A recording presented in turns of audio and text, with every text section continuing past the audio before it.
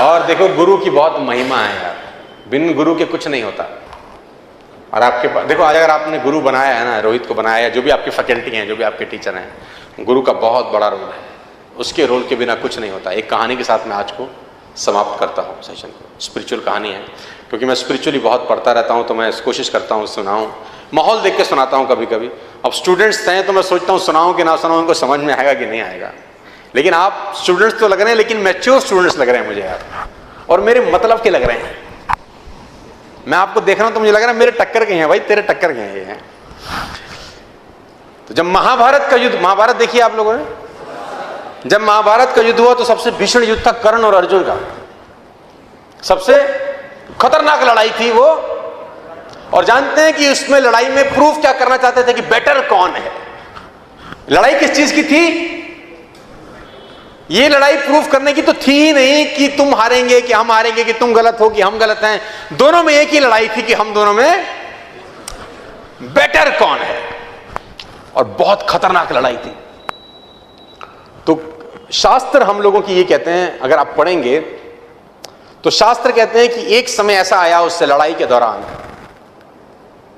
कि जो कर्ण थे, उन्होंने जब तीर चलाया, जिसको बोलते हैं एरो, और वो तीर जब अर्जुन के पहिए में जाके लगा, तो शास्त्र ये बोलते हैं कि अर्जुन का जो रथ था, जिसपे भगवान कृष्ण खुद विराजमान थे, उनका रथ 3 कदम पीछे खिसक गया। इतनी शक्ति के साथ उसने बाण मारा। कितना फीट पीछे गया? 3 फीट। अब बारी अर्जुन की थी, उसको उसका आंसर। अब अर्जुन ने भी बाण लगाया, और जब वो बाण कर्ण के पहिए पे लगा तो उसके घोड़े जो उस रथ को खींच रहे थे 60 कदम पीछे ले आए। वो इतनी शक्ति के साथ बाण लगा। तो अर्जुन बहुत खुश हुआ। अर्जुन ने बोला भगवान को, हैंस प्रूफ्ड,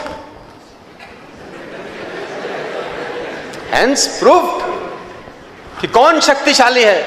कि जब उसने चलाया तो 3 स्टेप्स, अब जब मैंने चलाया तो। कभी कभी कुछ स्टूडेंट्स के नंबर अच्छे आ जाते हैं तो ईगो भी आ जाती है।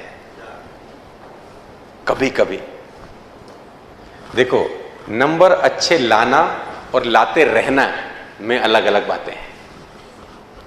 लाना और लाते रहना दोनों अलग अलग बातें हैं। तो यहां पर गुरु का रोल शुरू होता है।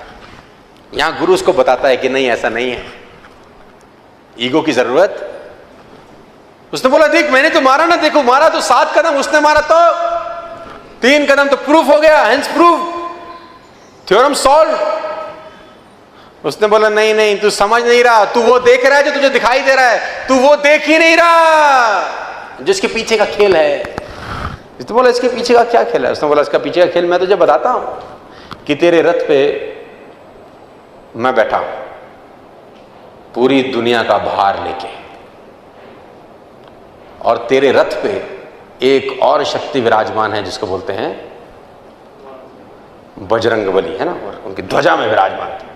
और ये वो बजरंग बली हैं कि जिनकी पूंछ तेरा भाई हिला नहीं सका था, जिसको तुम भीम बोलते हो। ये ताकत तेरे रथ पे बैठी है, उसके बावजूद वो तेरे रथ को 3 कदम पीछे कर गया रे। और तुझे भरोसा नहीं हो रहा तो ये देख। फिर भगवान ने कुछ ख्याल किया। कहते हैं हनुमान, शास्त्र कहते हैं कि हनुमान जी को इशारा किया, हनुमान जी गायब हो गए। भगवान ने अपने आप को भार विहीन कर लिया। अब जब कर्ण ने अगला तीर चलाया तो उसका तीर रथ को आकाश में ले गया। तो भगवान ने बोला इसीलिए गुरु की जरूरत रहती है कि चेला उड़े नहीं फालतू फंड में।